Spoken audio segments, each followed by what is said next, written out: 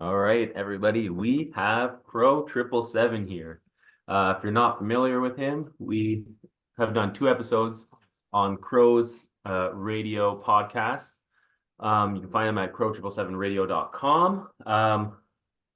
We're not going to do a big intro bio because if you know, you know, and if you don't, just go out there. He's got a ton of stuff for free, and all the juicy stuff is all behind a paywall on his membership. And I think that's a great method of doing things. That way we can keep all the juicy stuff and the stuff that gets people going behind a membership. And if you want to know more, you have to go check it out and subscribe. So I guess start with Crrow if you want to introduce yourself and maybe give a background of who you are, how you got here, and what you're doing. Well, I'm Crrow. I run Crrow777radio.com, which is a podcast. I've been in the public eye since end of 2012, 2013, something like that.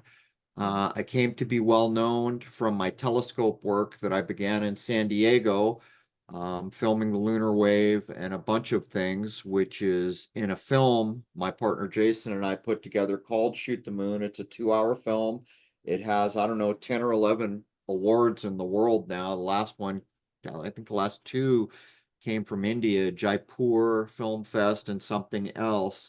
Members of Crrow777 Radio can stream that anytime they want. Currently, I have acquired a solar telescope. So all of the work that got me so well known on the moon, the night sky, and chemtrails, I've shifted over to the sun because the sun is a big deal and will be a very big deal in our little era shift and consciousness shift that we're currently experiencing. Also, all of my initially I posted everything to YouTube until I got wise. They claimed part ownership, they censored, they deleted my account with over 100,000 followers back in the day. So I no longer post my work to censorship platforms that want to control what I do. So I post it all at crrow777radio.com to maintain free speech and control. And so that's it. I'm curious in your journey, if there was a shift in time where you really started to bring your attention upwards, and if there was like any inspiration or fuel behind, that kind of shift in awareness or observation. Since I was young, I was fascinated by telescopes, but I grew up in a family of teachers, so we didn't have a lot of money. We didn't have a color TV in our home till, I don't know, the mid 80s or later. When I was young, my father got me a microscope. So I went the other way, looking at really small things. So after I got out of the Marine Corps, first Gulf War, that kind of era, I went into debt as much as I had ever been in debt to get an 8-inch fully robotic scope. And that was right about the time that Hale-Bopp, the comet, was in the sky, 93, 94, maybe 94, I don't know, something like that. And that's where it all began. Then years later, I hadn't touched my scope in a long time, and I had become fed up with the corporate world because I'd been freelancing. So I just quit, said I'm not doing it anymore. And I decided if I wasn't going to know how I was going to pay my rent or where my meals were going to get paid for, that at least I was going to do something that I enjoyed. So I dusted off the scope, and that's where it all began. I love that. You want to talk, since we're on the sky, you want to go with the Polaris one, or? Sure. I mean, a lot of people who are listening, they know that we called the nonprofit Finding Polaris Wilderness Community. So I'd be curious to catch any teachings or your relationship to Polaris as a star. Polaris is unique, wholly unique. Of all the things that you were seeing in the sky, it never sets and it stays in the same spot. It represents north, which is why they call it the North Star. Just to be transparent and upfront. I spent all of the 90s when I had that first big robotic scope trying to learn from NASA and Hubble before I began to realize that they're not telling the truth. And when I finally did realize that, I departed.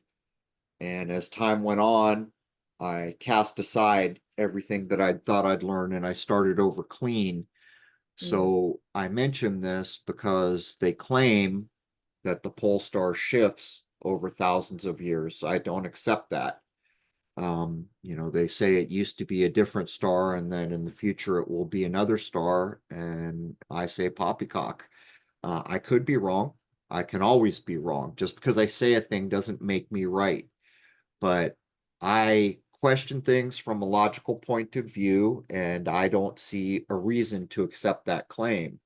When we set up telescopes at night and we want to film, or even when I'm filming the sun, you need to do what's called a polar alignment.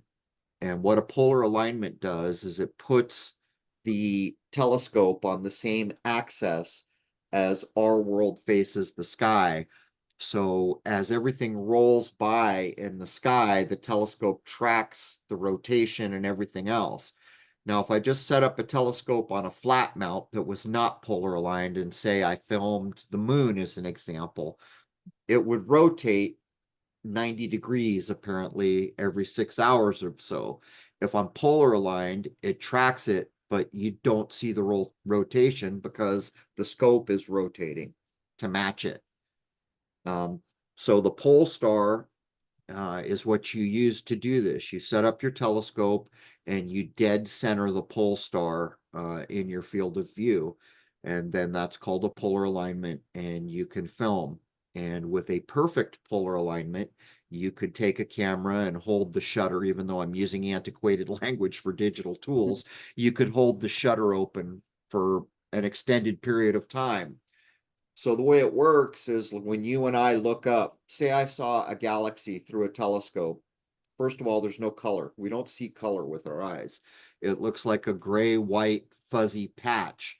But when you collect light over time on film or a sensor, color resolves and detail resolves, and you get that kind of whirlpool look of a galaxy. And to do that, you need the polar alignment. Cool. I love that. I mean, when people come to our programs and, we plant that seed for people to just start looking up at the sky every night and kind of watching and tracking those trends and those patterns. And it's incredible how many people have never noticed just this or spent time observing this, tracking kind of how Polaris is the center of the sky clock. And I love seeing people just kind of like having that click themselves. And, it's both sad that that's not just very, very, common knowledge, but it's nice to get people to just every night start looking up to, the whole sky, but tracking that pattern. It's also interesting when me and Dariya look back, it's like we're holding two opposing views, yet we just walk blindly with what we were told. So, growing up, and I don't know if this is, I'm going to say it's probably changed, but there's a lot of like cartoons and stuff based around myths, like the Greek myths and, these ancient stories, and less stuff about space that I remember as a kid. But there was a lot to do with like, oh, they're traveling across the ocean. How did the Greeks get to here? And it's like, oh, we're following the North Star. And it was like a generational meme. I just knew it, like, oh, how did they get across the ocean? How did they travel? Oh, they use the North Star. And it's just like this. I don't know, because we talk to so many people and they don't even know that there's a pole star and everything rotates around it. But like looking back now, it's like, okay, they all use the North Star, and that's their waypoint. And then at the same time, just holding this opposing view of like, oh, everything just hurling and spinning and it's all random and chaotic. Yet, you're told one thing and then you believe it, but at the same time, you're given this other story that's just refutes that completely. Yet, you know, when we have the eyes to see, we see it. But at the time, it's just like, it's almost like you're being bombarded with so many messages. You're just like, okay, yeah, fact, that's a fact. You know, I'm being told this is a fact, that's a fact. When, you know, our observations would tell us that doesn't make sense. It's not really a question, but Or I guess, Well, or well, in the current era, in case people haven't noticed, there's a bid to take over full control of the world under one basic overarching organization, whatever you want to call it. New World Order, Illuminati, people have a million words for it that get laughed at, but it's true. It's happening. Part of the way that we got here, and you can use the Catholic Church as the example, is they need to separate you from nature. The example in the Catholic Church was the pagans. These were people who lived close to nature that weren't going along with the church's program, so they shamed them, gave them a derisive name, pagan, and shamed them to force them away from their natural views. And they added things like, oh, these pagans believe in 26 gods, and they're just, you know, they're barely human, just all this going on. The main goal is to separate societies from nature. The reason for this is because all truth in this place we live is found and proven in nature. Truth cannot be invented. Truth cannot be dismissed or deleted. It is what it is, and it exists in nature, and it is proven by nature. And minds that live close to nature are not so easily led astray and controlled with nonsense. Minds that have become normalized into a fantasy-based reality, separated from nature, believe in almost anything. And when you ask somebody, as an example, what is nature? They'll give you, oh, well, it's outside, you know, it's the trees, it's the grass, it's the birds. Well, look up. Are you still looking at nature? Well, of course you are. Now, the tale you've been told is that that sun is 93 million miles away. The tale that you've been told is that the moon is 340,000 miles away. The nonsense that you've been believing in is that there is a 40-mile wide crater called Aristarchus on the moon, 340,000 miles away, that you can see with your naked eye. A child would never been exposed to nonsense, would never accept a thing. If you asked a child, can you see something 40 miles in diameter over a 250,000 miles away, they would say that's ridiculous. And yet we live in a society that is accepted that this is not ridiculous. In this era, it is critically important for us to get back to nature and recognize that that is truth, and recognize that if it cannot be proven using nature, then it is not true. Even our mathematics are nonsense. Zero, the way we use zero in math is a fantasy. Nature proves to us that where we live is made up of everything. There is no thing.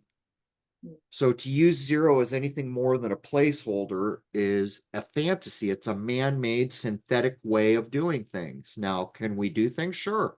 We can build all kinds of things, but it's man-made. And anything synthetic is a pale shadow of what is natural. And I don't care what it is. The vibration is just not the same. And in our 3D material reality, at the foundation underlying all things is vibration. How is nature kind of, what different aspects have affected your life and your journey at like different stages? One of the biggest awakenings was I'd come to a point where I was depressed. I was beside myself because everything appeared to be a lie. And I set out to try to find something that was true. And I was almost to that point where it just doesn't, none of this matters. Why do I do anything? Why should I care what I do? This is all nonsense. And I had the epiphany. I am the problem. I failed to recognize that truth is surrounding me. I failed to recognize that it will always be surrounding me, that it is always there within my grasp. And I began to realize that the way I was thinking and what I had been convinced to believe in was actually the problem. And then I began to comprehend that I don't have to live in a mysterious world where I can't trust anything, because nature will prove to me every time what is true and what is not. Mhm. I think that, like, I can definitely echo that journey as well. You know, awakening to knowledge of things and realizing that being an automaton or like a wage slave is not a purposeful life. And I think Dariya can agree too, because she went on, you know, a pilgrimage of nature-based education. And it's, I would, you know, I want to say running away, but maybe that's not a good word, but like I did. when I did. when my weekends came, I ran away. I ran into the woods, whether it was with a partner in a relationship or just by myself or grabbing a friend. It was like, I got to get out of here, and I got to get as far away from people or, you know, square buildings and vibrations and signals, and I just got to get out and walk and, almost like you said, there's, be with the truth. Because when you're out there, you can't lie to yourself. You can't, you know, you got to be honest with what's happening. If, you know, you're climbing a mountain and there's a chance you could die, you're not going to sugarcoat it to yourself. You know, you're going to be more careful. You're going to be thoughtful. If you're in bear country, you know, you're not just going to tie a stake to your neck and walk around and just, you know, make up stories. And, you know, for me, I actually, now that I think back, I probably had like 5 or 6 years of my life where I didn't take in any media, and also no music, like no recorded music. So all the music I was listening to at that chunk of time in my life was really either just nature sounds of being outside, or people singing, or me singing. Like that was all my, you know, air quote, entertainment or media. I really suppressed all that kind of external stimulus to be able to really find more truth and connection to myself and to this world, because I mean, I was totally lost. And it really, I mean, I probably went a little bit more extreme, but that was my journey. And, you know, I'll always love those moments of my life where I became so comfortable with silence, and it made me more clear to receive, I think. Well, the game that is afoot now is that supposedly once upon a time, steel-toed boots, bayonets, guns, bullets, bombs were used to take things over. Now, that's not what we're doing anymore. Now they've gone to the most insidious kind of control, which is control of your perception, what you think, what you believe in. And that leads to a lot of things: what you consume, what you eat, what you do. And this level of foundational control is where we exist now. As you assess that, you begin to realize that there are some very basic things where if they came back into fashion, it would undermine a great deal of the unhappiness and unsurety in the world. Simple things like respecting all living things and treating all human beings with respect, whether you like them or you don't. If you notice places like, I don't know, Netflix, go to Netflix and try to find any number of movies from the 50s or before. Why aren't they there? Well, part of it is there is a social mores that they don't want back in the mix, where people, you know, men standing up at a table for women. It's a plethora of things. If you go to the current listings, what you will find is violence, hey, just horrible things. That is common to almost all the new movies.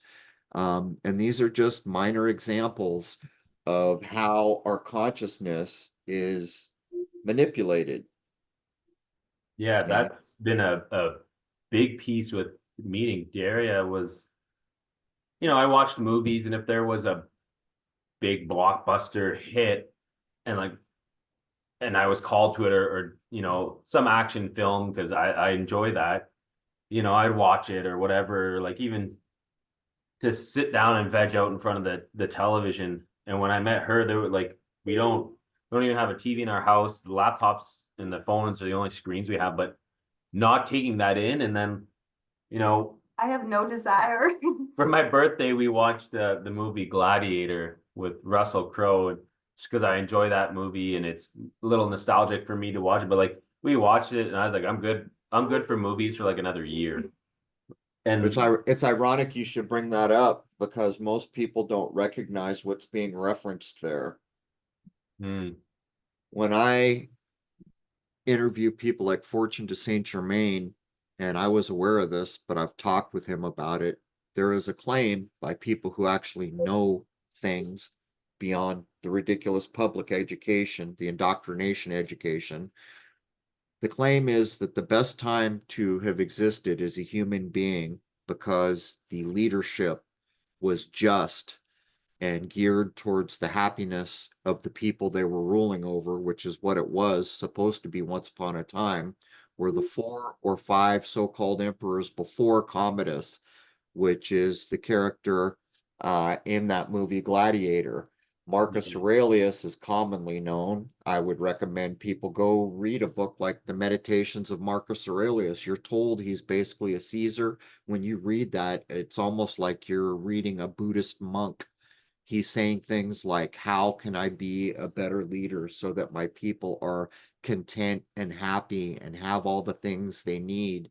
How can I avoid arguing with people that try to pick fights with me? How can I ensure that I love everyone, even if I don't like them? This period of time in that movie is the poke in the eye, because that just way that a ruler is actually supposed to conduct themselves is coming to an end when Commodus kills his father, who was the last, I think it's actually Marcus Aurelius, isn't it? I don't remember, but he's the last emperor of that period of time, ushering in kind of where we are now, where the leaders are illegitimate, they're illegal, and they have zero care for those that they're supposedly governing.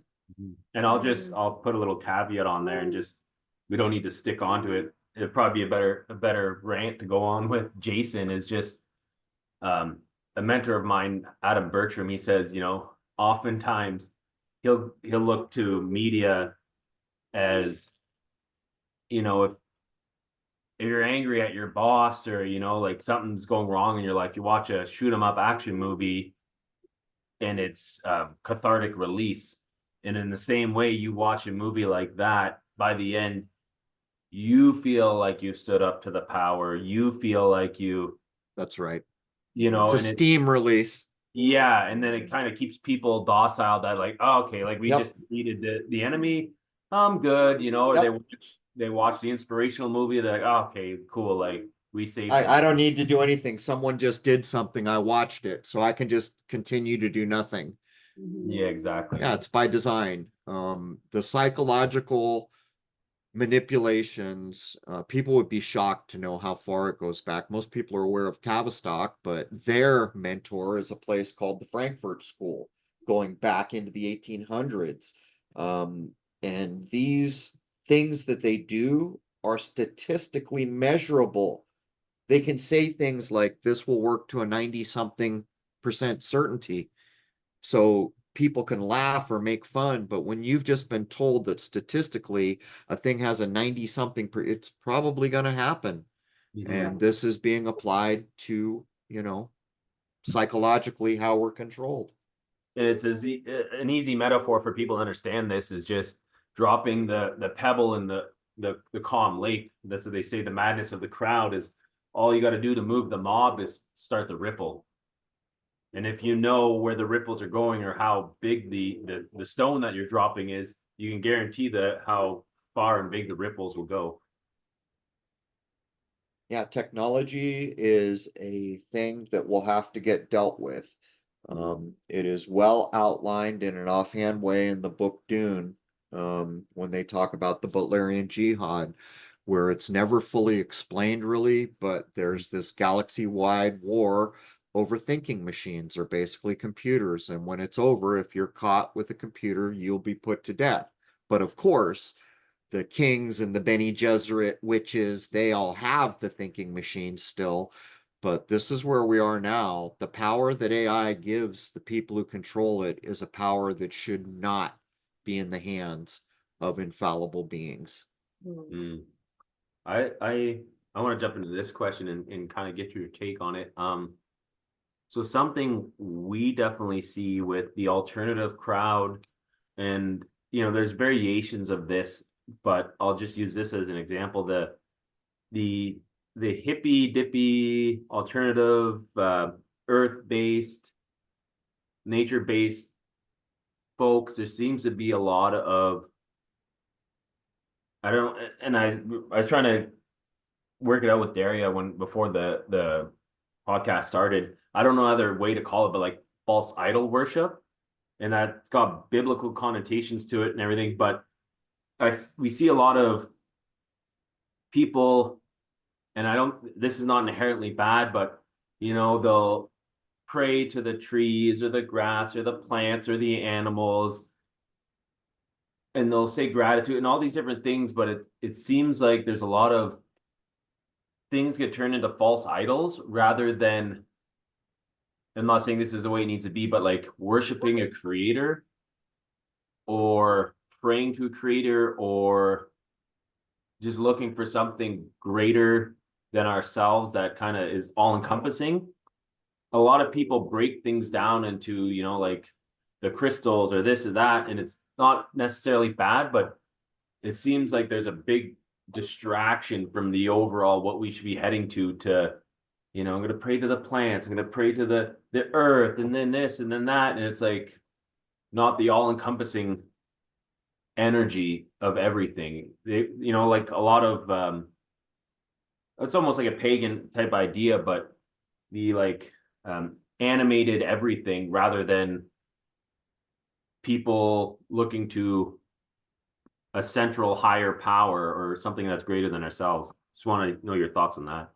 Well, it doesn't disturb me because to me, these are minds that are searching for something better and they're going back to where truth exists. So maybe it's just where they currently exist on that path. But you've got to realize that, people like Daniel Estulin, who wrote his book on Tavistock, he shows how much the communities, the New Age movement was manipulated and started by the very people who seek to control the thoughts and actions of society. These so-called conspiracy people, this is one of the favorite tools of the people who manipulate society. So we've all got to work it out. We've all got to find our path. But I mean, at least if you're getting back to natural things, to me, that's a step in the right direction, instead of synthetic ideas and man-made plans. If you take the time one day to look around you and say, what is this place? How could this place have gotten here? How is it possible with all the millions of lives that nobody seems to know how long we've been here, what we're supposed to do here? How are these things possible? And that begins a progression for a lot of people. And again, when you get back close to the creation where truth exists, then your journey begins in earnest. Maybe you start to improve along your path. And I think that's, now that you say that, I think what I really at the heart of what I was trying to express is we must be getting there and over the target, because it would seem that the greenwashing / like Gaia worship, green replacement is going so strong right now to almost co-opt or combat that back to the land, back to nature movement, because they're going so hard with all the the climate change, or like get a solar panels in your house, or battery powered car, all these cheap knockoff alternatives, like solar panels and windmills, but not, it's not geothermal and, water wheels. It's all fake synthetic replacements for what actually is going to solve our issues. Well, there's been a lot of effort to ensure that we don't discover that this creation provides everything we have ever needed, and that energy is free. And that, the idea that everything has to be synthetic and man-made and cleverly worked out is the opposite direction of everything here works perfectly. It is natural. It never needs to be cleaned or a battery replaced. And we know damn well people like the so-called Tesla, they were pulling free energy. I do it in my garden with electroculture. There's free energy we could be harvesting. In the 70s, people had engines that ran on water. So we're coming to the cusp of where the change is going to happen. And it appears that one of the ways they're going to try to do it is to reduce the number of human beings they're trying to control. But that consciousness shift, it's upon us. This is happening. And how much longer will we pay to have light in our house or heat in our house? There were times in this world where it was known that you don't have to meter and pay for such things. And that's really been part of the overall control. Even the way the laws are passed, go ahead and try to take the electric meter off your house. There's probably a law that says you can't do that. Come on, these things are coming to a head now. The way forward will be truly a new era. All those systems that we know and have been used to, they're all coming down now. Those low vibrational waves will not exist in a higher vibrational future. And meanwhile, we have a group of very rich, very powerful corporations bent on reducing the populations so that they can control every human being without exception, which is what China has been about. Communism was defeated in the time of Chiang Kai-shek, and our State Department forced the victors to allow communism back to the table. Communism has been used and coupled with technology. China was given all the tech they have at a picnic in Silicon Valley in 1997, free of charge, so that they could go out and prove one thing. Can you couple communism with tech and control every human being? Well, they showed that they could do that. And this is the world we exist in now. But at the end of the day, this creation is not a plaything for somebody, and this too shall pass. This creation has been here longer than we can imagine. It will be here longer than we can still imagine. And in this new era, everything is going to be very, very different. How long will we have to contend with the dark hand that currently is grabbing for the steering wheel? And I think it's a story as old as time. The devil always loses. Good always has its dawn. It's just we gotta play the movie through. But it's a story that always repeats itself, I think. I was curious, just in this vein of like thinking ahead, or this consciousness shift.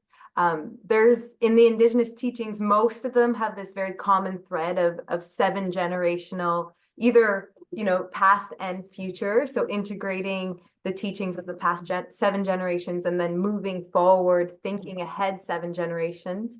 I was super curious to ask you if you've seen any patterns in the sky clock kind of that can relate to that same time frame or timeline of 7 generations. Well, specifically, I can't say yes to that, but you see, this is one of the big detachments. We're told a guy named Julius Caesar jacked up our calendar. Then we're told some Pope named Gregory XIII found problems or took issue with Julius's work, so he threw 10 days away out of history, vanished them, refused to set a year zero, and launched the Gregorian calendar we use, which has for generations now normalized a fantasy-based reality, getting us to think of time as a linear thing, which it is not. The sky clock proves that it's cyclical. Now, there was a period of time when people saw eclipses, they knew where they were within the age, where the shifts were, what energies were likely to be prevalent. The people running this show have access to some level of this old information, knowing damn well, look at something like the Great Conjunction. Every 20 years or so, there's a conjunction between the big boys, Saturn and Jupiter. Well, 2 times ago, it brought us 9/11. This last time, it brought us COVID. So do you recognize that somebody in charge recognized the energy possible to leverage off? And this is what we've been blind to. As these things happened, very few people were aware that there was probably a prevalent energy in nature that they were leveraging off to do these things. So to get back to the cyclical view, which the sky clock proves is the reality of time, is to recognize that this has all probably happened before and will probably happen again. It's a complete loss of our inheritance in many ways, the knowledge that nature was providing, that people had figured out over Lord knows how many generations, and then at some point was failed, blocked from going forward, and indoctrination education put in Yeah. its place. I was just listening yesterday to your latest podcast with Ian Iverson, Yeah. talking about his calendar that he's made. And just for people who are don't know, conversation around this calendar he's made that references all the other historical calendars and religions and I guess different areas of the planet and their calculations for calendars. But not only that, different agricultural calendars, and how important that is, like you said, like getting back to that cyclical nature. And when Ian was saying oh, this day at this time of year you get like a cool 2 weeks, or maybe it's like, oh, you get a hot 2 weeks, and maybe that repeats itself every 15 years or something. But knowing those cycles to be like, oh yeah, like this year is going to be the year where the frost stops at this day and we know for sure, or oh, this is going to be some crazy thing happening in the sky clock that we're going to plan for and have our ceremony this day, or this is the true new year, this is the true solstice. And yeah, that's just, people should listen to it for sure. That's episode 574, and the description that I wrote for that episode, which is on the website, does a decent job of pointing out the power of controlling calendars, of tracking time and the way it's done. As a matter of fact, I mentioned just now that the Gregorian calendar omitted year zero, the first year, so it started on 1. Ironically, when we got to the year 2000, the entire world celebrated the new millennium. Well, the new millennium was not the year 2000, it was 2001. So now when you look at the events of 2001, you recognize that they were poking us all in the eye, because we don't know anything, because we're detached from the truth that would allow us to know things. And so they pulled their event, which set the tone, tenor, and cadence for the following 30 years. That brings us to where we are almost now, as a declaration of what was intended. And almost nobody realized. I can even remember a Seinfeld episode where they're making fun of the world for not comprehending that the millennium was actually 2001. Yeah, subtle drop. So we got a special question from Mr. David Avocado Wolf when we mentioned that we were going to be interviewing you. He asked, what's your best takeaway from this latest eclipse? Well, that's a pretty nebulous question. I'm not sure precisely what he's pinpointing, but it was a big deal. All eclipses are a big deal. They are markers in time. And there was once upon a time cultures in our past that recognized these milestones, these cyclical milestones in the sky that allow you to know where you are in the cycle of ages and eras. What I walked away with is that I still do not accept that it is the moon eclipsing the sun. I know there are a lot of people that do. That's fine. That's as it should be. We've got to work so that we can demonstrate that proof that shows whether I'm wrong or whether I'm right. I think it is probably the nodes that is doing the eclipsing.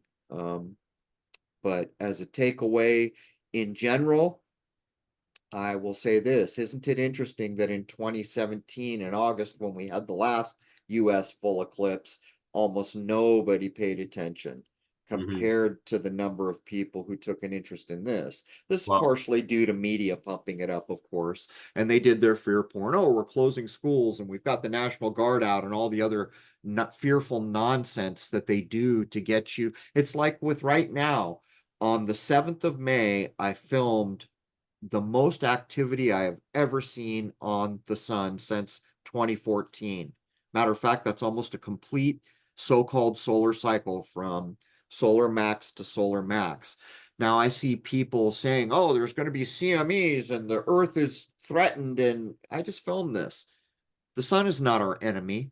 The sun is the light of this world. The sun guarantees life in this place. The sun is not a thing to be feared. And yet we see how the narrative is skewed. Oh, there's all this activity and you better be afraid. There's going to be a solar mass ejection that's going to knock, this mhm. is the world we live in. And for the minds who see through that nonsense and appreciate the sun as the light of this world and the guarantor of life, those people are in a far better position than those who are afraid right now that the sun's about to wipe us out with a CME. I Mhm. like to visualize the giant pile of masks right beside the giant pile of disposable eclipse glasses that sold off of Amazon, and they're kind of sitting in the same spot in the dump. The visual that came to my mind as you mentioned that. And we took your advice, and during the eclipse we went into our basement, the whole family, the dog, grandma, we all just, had some candles on, sat down there in silence, talked until it was over, and then came back out and went about our day. That is one of the cultural responses. I think it came from the so-called American Indians that you close your curtains and you just sit quietly. The light is being blocked and you do not consume water and food during that time, which to me must relate to a vibration change. But what I can tell you that I learned in 2017 when I filmed the solar eclipse and announced that I don't accept the moon is doing it. Um, what I learned was that that is negative energy during an eclipse. The light is being blocked. I have sun gazed for many years, so during that particular eclipse, I stared into the sun when it was about 3/4 covered, and I saw chaos at a level with my naked eyes that took me back. Um, and so I don't recommend that people do that. And while I know that the so-called American Indians chose to deal with eclipses in that way, I think it's good advice. If nothing else, it shows respect for what's going on. But if we logically look at what's happening, the light is being blocked. Mm-hmm. Um, Well, maybe with that, I'm curious, like people, well, I would say we could use Jeff and I as an example. Like right now, we're just observing the sky mostly with our eyes. And I have like two pairs of little binoculars. I'm curious, if we were to, maybe get a telescope or something, what would you recommend for like people like us, I guess, or people who don't have anything other than their eyes and maybe a pair of binoculars? Binoculars are great. a good pair of binoculars goes a long way. By the way, viewing things like comets, best view you're going to get is with binoculars. It's disappointing through a telescope, actually.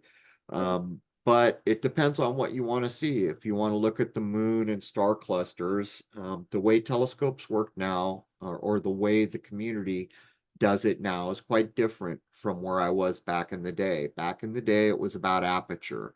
Big scopes collect more light, but China has pretty much taken over a major portion of the astrophotography cameras and a major portion of other things. So there are telescopes like Red Cats, which are, 50 to 90 millimeters or something like that. They're not very big, but they're great small tools to look at star clusters, look at things like galaxies, and of course the moon. So, while I can't recommend a certain telescope because my mind is still where it was back then, and I am struggling to adjust to where it is now from that analog time when I was on film and my hands did everything to now where everything's controlled with computers and all the cameras are digital. Just a 90 millimeter telescope, 3-ish inches, 4-ish inches, would maybe be the way to go. My friend has a Red Cat telescope, which he loves. Do you have any recommendations for, where people can start watching the sky clock? I know for myself, Dariya dropped some things. She's more knowledgeable in that area of just, like Orion, or the Archer being a winter constellation, and then watching it through the winter, like, okay, now it's come and gone, and then just I'm an Aries, so I see the ram and I try to relate to it and watch it as it processes, I guess, or I'm not sure that's the word, but yeah, anywhere for someone to start. Yeah, if people are interested, I would recommend downloading the free tool called Stellarium. And what it is a sky atlas. Now, you got to realize, even though in fact it's a winter constellation that you mentioned, it's rolling around us all the way in a day. So even some of those constellations which are up in a convenient part of the night in the winter, early in the morning, some of them would be visible. But the nebula in Orion, which is in below the belt, Orion's belt, most people know, there's like where the sword would be. There's a little nebula in there, which is great through a decent pair of binoculars. Using Stellarium, find open star clusters like the Beehive cluster in Cancer. Just look for things and pay attention to magnitude, because a magnitude 9 object you're not going to probably pick up in binoculars. But you can even do searches on the internet. What are the most interesting naked eye objects? Anything that's a naked eye object is stunning through binoculars. Or if you get a telescope, I forget what naked eye magnitude is. I want to say it's 4 or 5, but I actually forget. But you use the tools you have and a pair of binoculars to get started. And if it grabs you, then think about stepping up to a telescope. And actually, while we're sitting here, it's bothering me. I'm going to look up naked eye magnitude because I should know that. I know you mentioned Pleiades quite a bit on the Stunning. So I love looking at Pleiades and visualizing kind of your description of the color and stuff like that. It's fun to just stare at and take it in. Well, that actually reminds me of, we had heard some stories of people being able to track or see Polaris during the day. Do you know anything around that? Tracking Polaris in the day? Yeah. Well, first of all, I don't think the language is proper there, because Polaris doesn't move. But sure, it's the key point. If you had actually, a lot of these telescopes today have automatic go-to function. So if you have been polar aligned in the past, you can see Venus in the daytime quite often. You can see Jupiter in the daytime. You can see the moon in the daytime. I'm pretty sure you're not going to actually see Polaris in the daytime. I don't think it's bright enough, to be honest with you, but I could be wrong. I think naked eye magnitude is between 4 and 5. It depends on light pollution and quality of the air in your area. Here it is, naked eye. I'll see what Wikipedia tells us. Yeah, it's a fun, I don't want to say pastime, but as I met Dariya and embodying more and more of the nature skills and the observations and looking at trees and looking at plants, you know, you're outside during the summer and you're camping, or, you know, you're out with friends around a fire and just, you know, like, oh, okay, there's, you know, there's the ram, there's the twins, and just, you know, oh yeah, like when I was out last month, they were over here, and just taking those little things in and observing and knowing for yourself and IDing those constellations. It's such a Connection. yeah, understated type of feeling and connection for sure. To look up and be like, oh, like there's my old friend, you know. Right. Most people don't recognize that a lot of the star names come to us in Arabic, but some of the constellations, and by the way, there are 88 of them, more than half of them are just construct nonsense that relate to nothing. But things like Cassiopeia or Orion, there was a mythical story.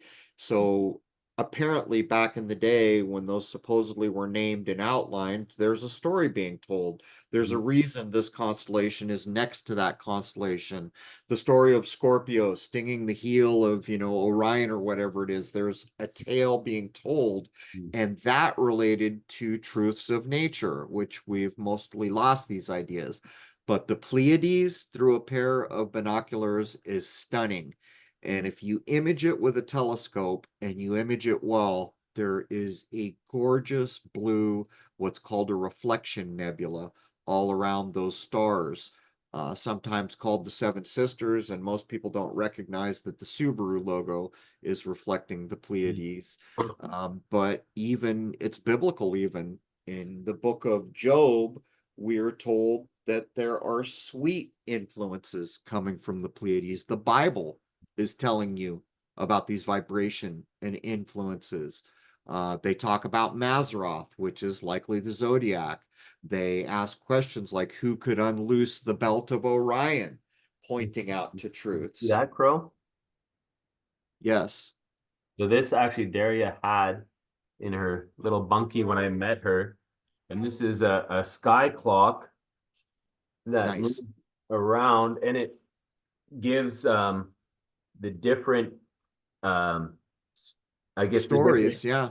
yeah, it has the different constellations in the year and the seasons explained with the native, the Greek. Yep. It's got the Greek as kind of the base of what our translations are, but then it also Yep. has all the different indigenous tribes and what they saw or what their constellations were called, rather than just the Love Greek it. constellations. Yeah, Love so it. an example was, you know, Orion was called Winter Maker.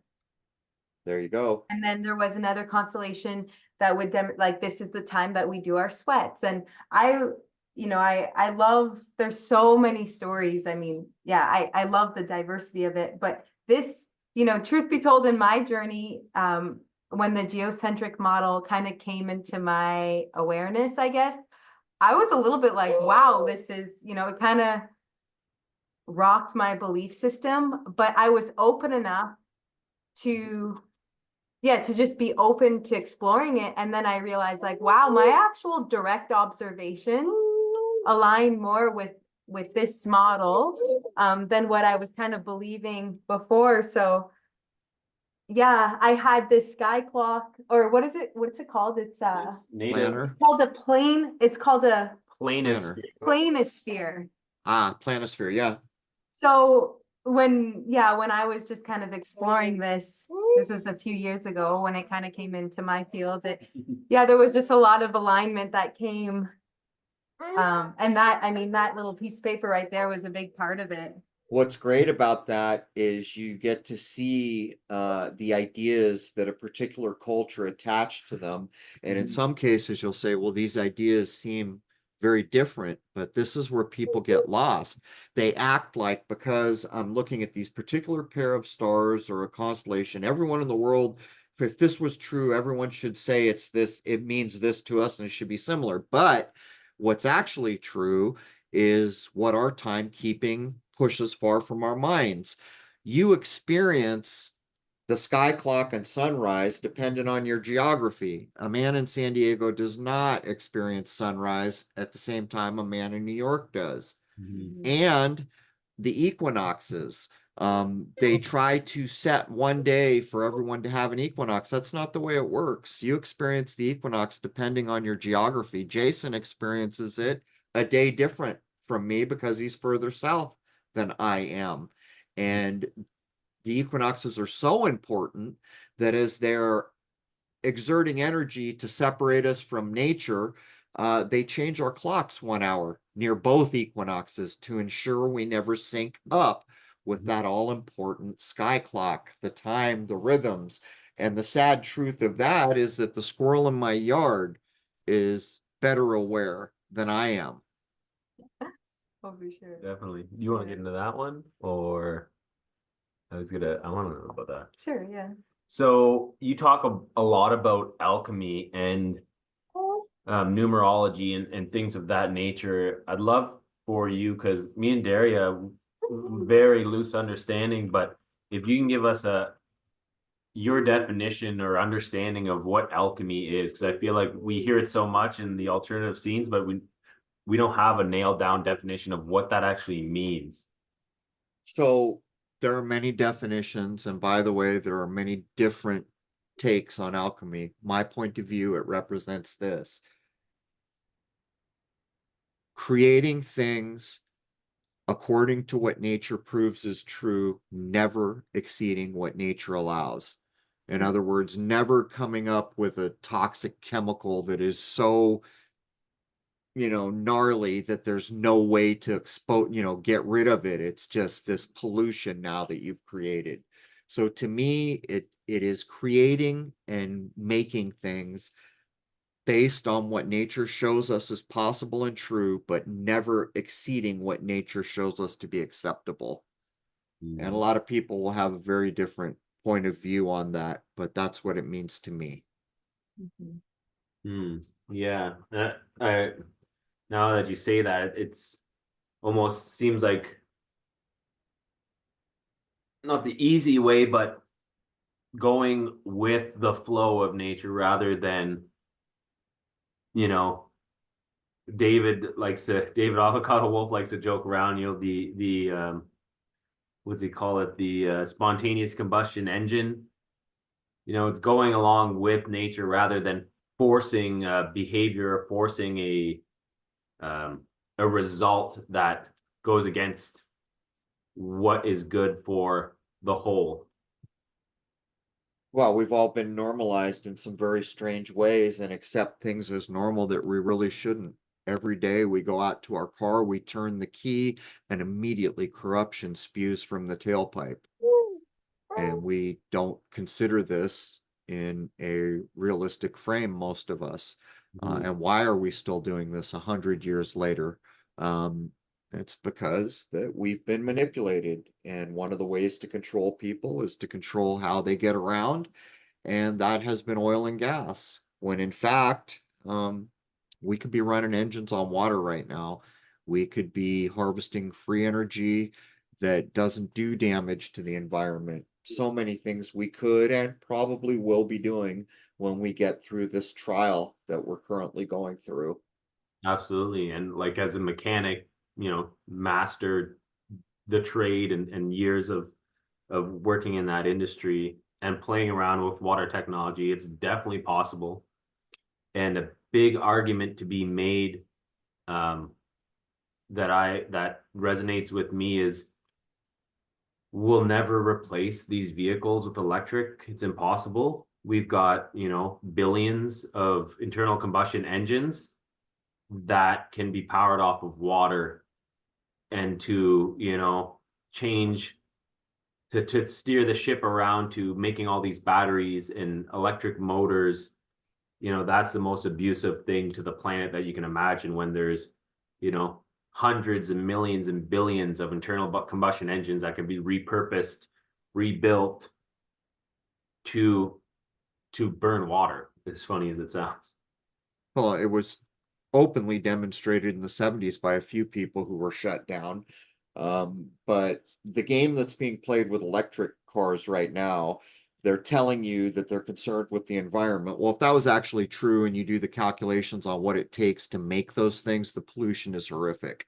Oh, And absolutely. if you count for the pollution that is made to get the electricity to power the vehicles, it's all a shell game. And by the way, my hedge trimmer showed me a truth about this electric car movement. My neighbor has one. He can go 150 miles away from home. He's got to come home if he wants to make it. And then he's going to charge his car for more at his home for more than 12 hours. When Mhm. I was 15, you know, I could go coast to coast if I wanted. So it's about control. And my hedge trimmer, I've had it for 3 years now. I've charged it twice. The first time I charged it took 30 minutes. And I have done serious work with this and have been blown away at how quickly it charges and how long it lasts. And yet, all these cars around me, you know, take forever to charge. And I know that there are now charging stations that do it much quicker. But when I first looked into this, I was seeing, you know, 12-hour charge times on 300-mile range, which means 150 away, 150 back. But if Mhm. you spend 800 grand on a car, you could charge it in 16 minutes and have 800 miles. Well, that's not good. If someone told me I had to spend 15 or 16 minutes to fill my gas tank, and then I'm just saying, it's all about controlling the freedoms that we once knew in a way that normalizes it so we accept it. These should be unacceptable things. These should be things that are not allowed to be normalized. It's packaged with a nice big green bow on it, I think Yeah, is what they're yeah. trying.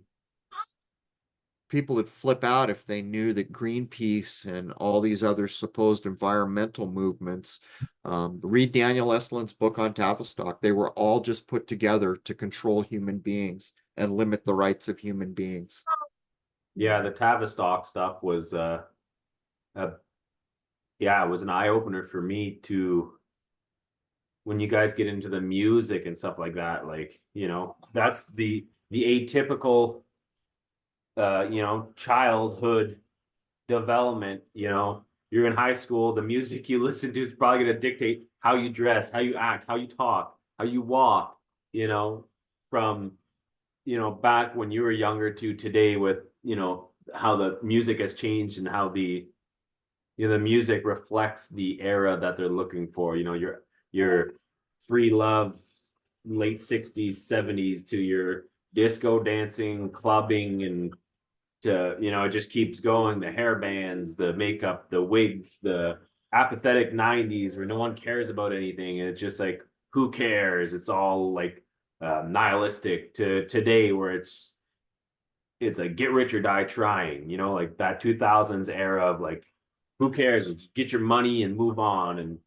yeah, People have no idea how massive the role of music has been in the attempted takeover of the world. You know, that Illuminati card game? People should look at that just to ask the simple question that in 94 or 95, whenever it was, people had never even heard of a flat earth movement back then. It's in that game. Backmasking music is in that game. And if I'm not mistaken, the card says every time the record is played, the incantation is launched again. Music has been used in a terrible, terrible way, and it is powerful beyond belief what has been done, and it is a key ingredient in lowering consciousness. When rock and roll music first came up, the session musicians of this world, mostly from New York, wouldn't have anything to do with it because it was beneath them to play such crude, simplistic music. But those session musicians who did made their fortune.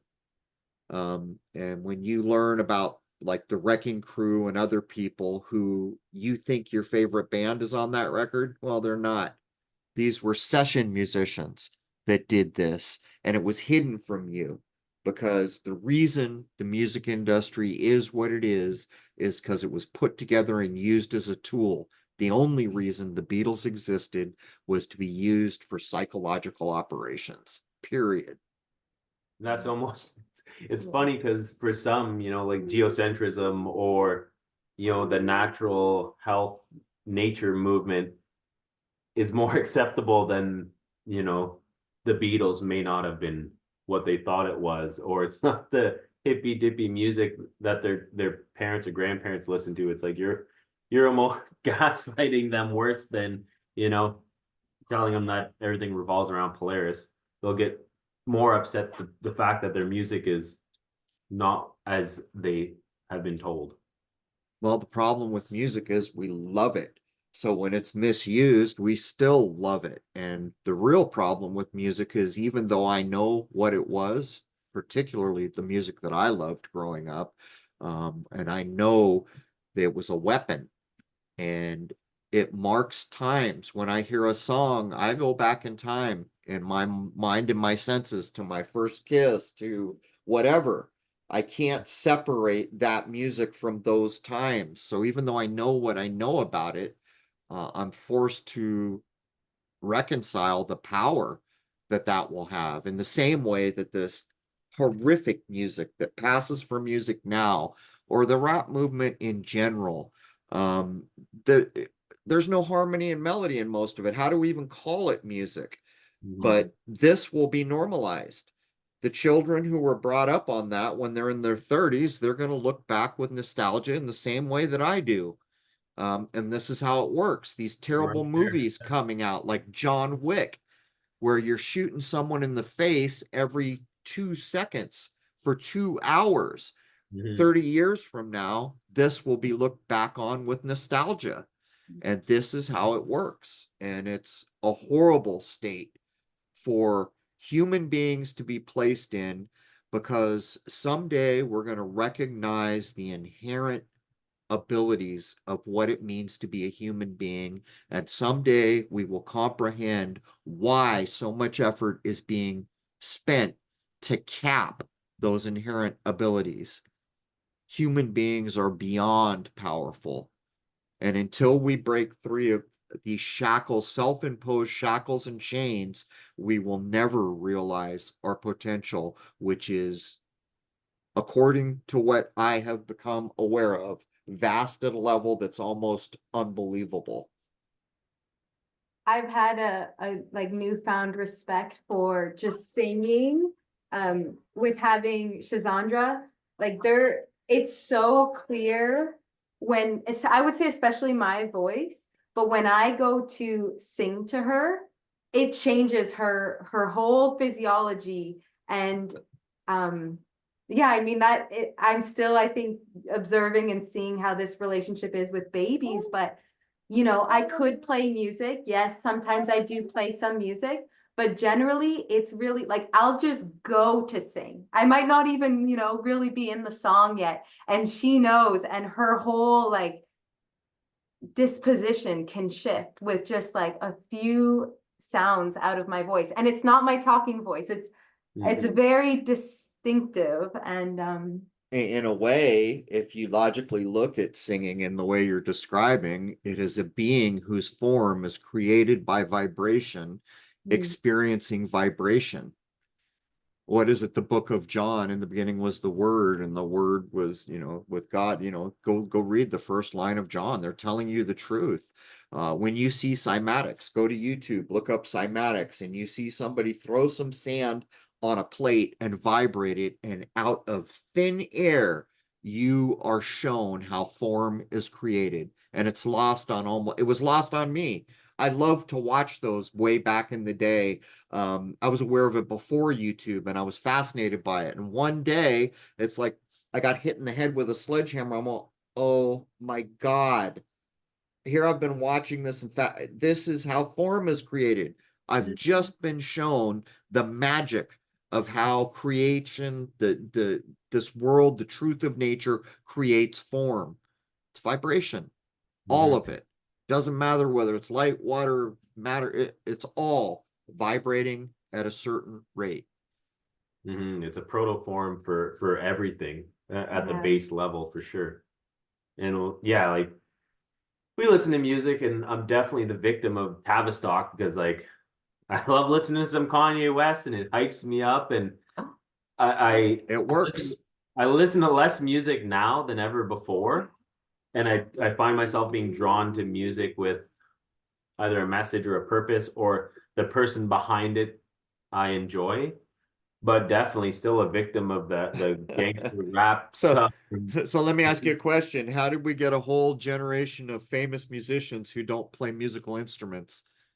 No, Mm, we'll set aside the fact that they don't read music because even back in my day, most of them didn't even read music. But before that, before rock and roll, musicians played instruments and musicians read music and musicians comprehended music theory, which is complex at levels that you can spend a lifetime mastering. We've been flushed down the toilet and we put our own hands on the lever to do it. We did it willingly, but now it's time, okay, that's water under the bridge. Now it's time for us to reconcile. Mike Williams, he was a musician. I assume he loved things like the Beatles, and then he recognized and he took it apart. And he's done fantastic work. I mean, undisputable work showing what the Beatles and other bands were and why they were what they were.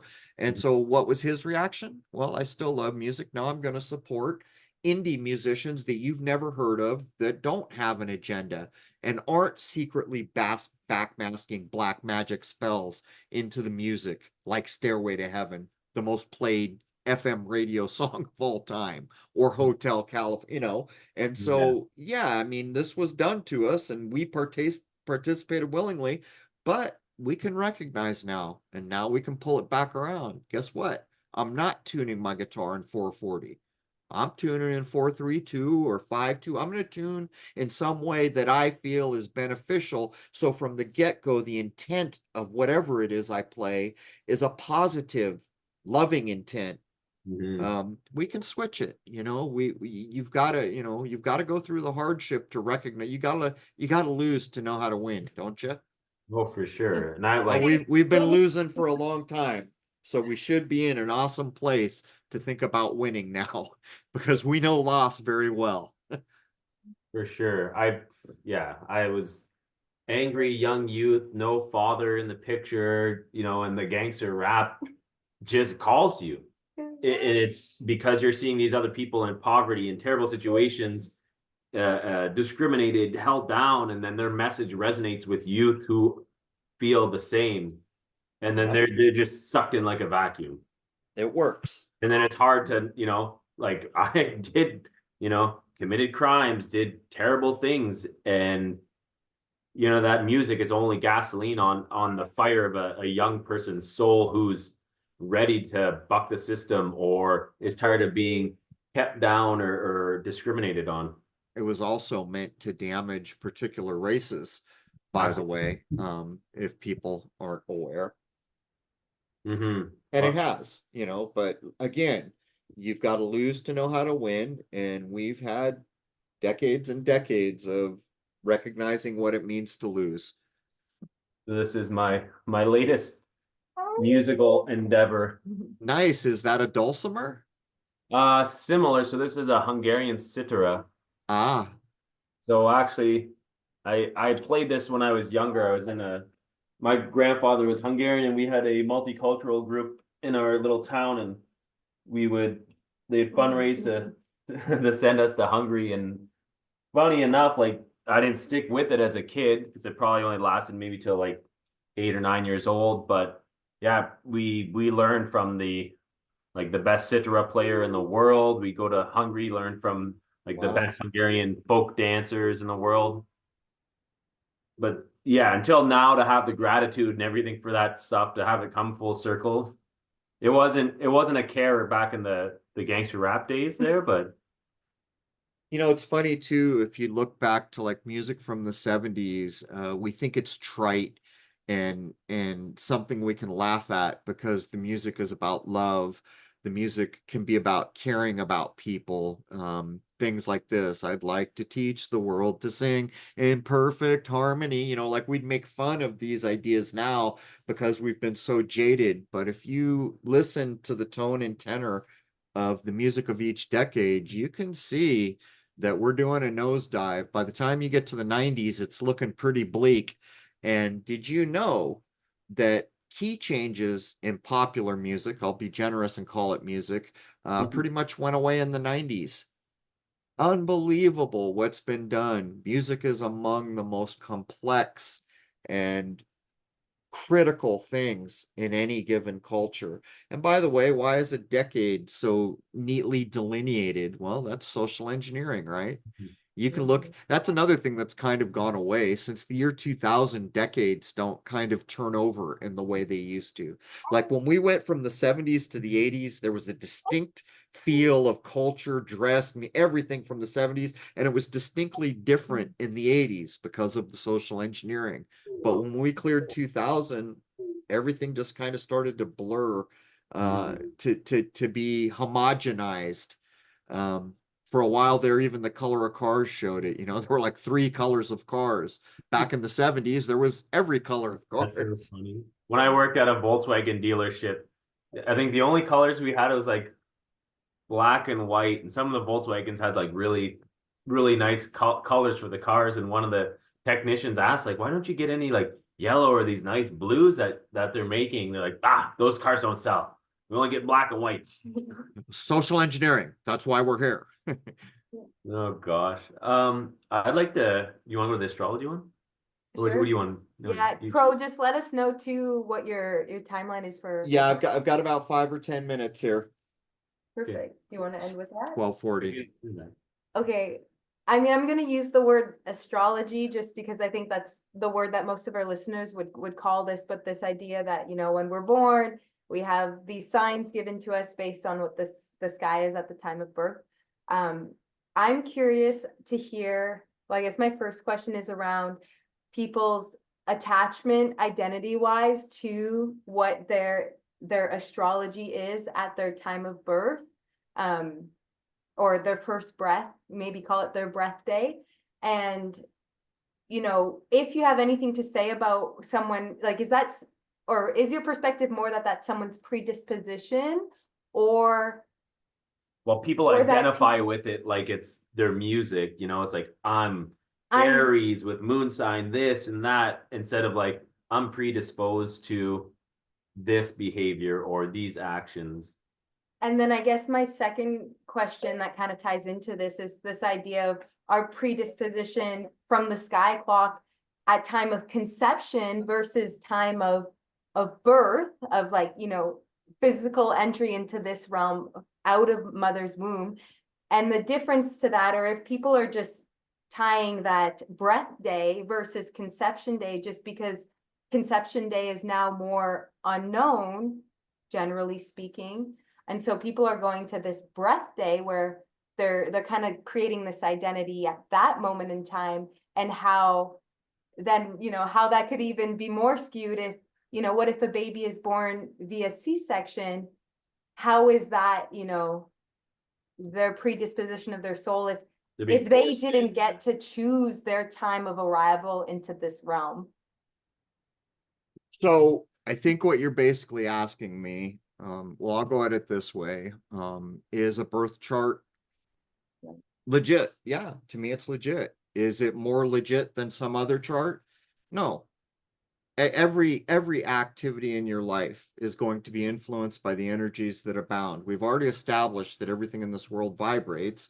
And for anyone who doesn't recognize that there is some reality to astrology, let me ask you a simple question. Every year you experience summer, winter, fall. What causes it? Sky clock causes it. You've been shown that the energies from above can have a very big effect, from 100 degrees in the summer to below freezing in the winter. These are energies from above. Now, people can quibble on what they want to quibble. When you're first created, yeah, that's a pretty important set of energies at play. When you take your first breath, yes. There are those who claim in some of the mystic traditions, why were people bat mitzvahed and other things considered an adult at 12 or 13 years? You know why? Because they'd been alive for 1 year through each sign of the zodiac, so that now they had accumulated the energies in a full cycle for the time they were in. These were things that were known, but here's the problem. and I hate to be the bearer of negative ideas, but unfortunately, it is my view that everything possible has been done to shuffle, scramble, and erase our ability to decipher what we call astrology, even the boundaries of the constellations. I did an episode to show you how more than half of them were randomly put together to fill space, and how other ones that had been around for a long time were so easily dismissed. The energies are there, and from what I think I have learned is that there were times when there were cultures that knew a heck of a lot about it, that took thousands of years, supposedly, to document and learn what was there. In our time, the problem is there are controlling entities that want to confuse us and want to detach us from nature. So they do everything in their power to shuffle up things like constellations, names of stars, energies, all of it has been messed with. So, you know, what are you going to do? You're going to go with tropical ideas, sidereal ideas? To me, you go with all of it. Take it all in and start to work as a team. Don't be that individual that says, oh, well, you're sidereal and you're clearly wrong. Recognize that it's human beings struggling to get back to the connection that they're reaching for. And that's what I can offer. But in no way, shape, or form do I accept that the boundaries, the divisions, and everything else about the sky clock hasn't been manipulated. And I can prove to you that the sign of Libra was added in later, and other things. Does that make them wrong? I think what it does is reflects for our time what is required.